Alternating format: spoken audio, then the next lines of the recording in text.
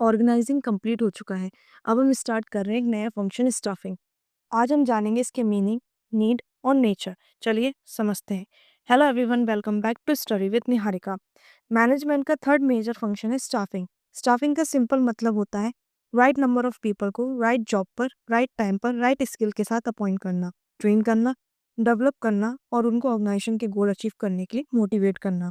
चलिए इसकी हम फॉर्मल सी डेफिनेशन समझते हैं जो एग्जाम में हम यूज़ कर सकते हैं।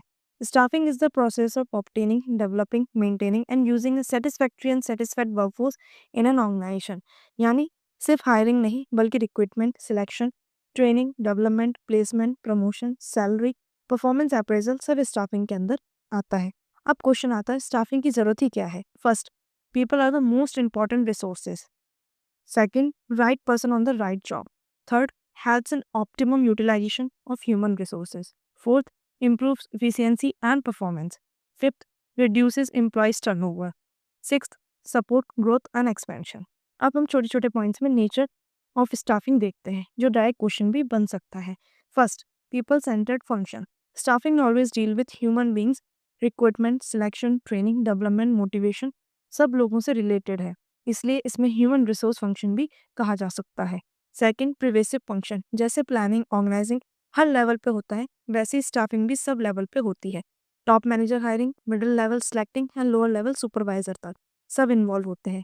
Third, continuous process. लोग रिटायर होते हैं, रिजाइन करते हैं, प्रमोट भी होते हैं और ट्रांसफर भी करते हैं, इसलिए स्टाफिंग एक बार का काम नहीं है, ऑर्गेनाइजेशन के लिए ये साथ साथ चलता रहता है।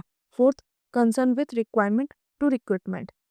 स्टाफिंग साइकिल एम्प्लॉय को एंट्री से लेकर एग्जिट तक चलता रहता है। Recruitment, selection, training, promotion, compensation, performance appraisal, retirement सब स्टाफिंग के स्कोप में आता है। Fifth, key to all other functions. अगर प्लानिंग, ऑर्गेनाइजिंग, कंट्रोलिंग सब परफेक्ट भी हो लेकिन कॉम्पिटेंट स्टाफ ही ना हो तो कुछ भी इम्प्लीमेंट नहीं हो पाएगा, इसलिए स्टाफिंग को द हार्ट ऑफ मैनेजमेंट भी कहा जा सकता है। ये सारे पॉइंट्स हेडिंग के रूप में याद रख सकते हैं और नेचर ऑफ स्टाफिंग के आंसर के लिए। अब एक सिंपल एग्जांपल से समझते हैं। सोचो आप एक कोचिंग इंस्टीट्यूट चला रहे हो। प्लानिंग में आपने डिसाइड किया कि मुझे 5 बैच चाहिए क्लास 12th और 11th के लिए। ऑर्गेनाइजिंग में आपने rooms, time table, department set कर लिया। अब क्वेश्चन आता है कौन पढ़ाएगा, कौन एडमिशन हैंडल करेगा, कौन फीस कलेक्ट करेगा, कौन स्टूडेंट्स के डाउट डील करेगा। इन सब चीज़ों के लिए teachers, counsellor, admin staff, coordinators hire किए जाते हैं। उनको सिलेक्ट, ट्रेन, स्केड्यूल करना ही स्टाफिंग फंक्शन है। जितनी स्ट्रॉन्ग आपकी स्टाफिंग उतना स्ट्रॉन्ग आपका इंस्टीट्यूशन का रिजल्ट। तो आज हमने स्टाफिंग का बेसिक फाउंडेशन क्लियर किया, मीनिंग, नीड और नेचर। ये चैप्टर पूरा हम human side of management cover करता है। कल हम जानेंगे स्टाफिंग प्रोसेस के स्टेप्स। तब तक के लिए keep studying, keep learning. Thank you.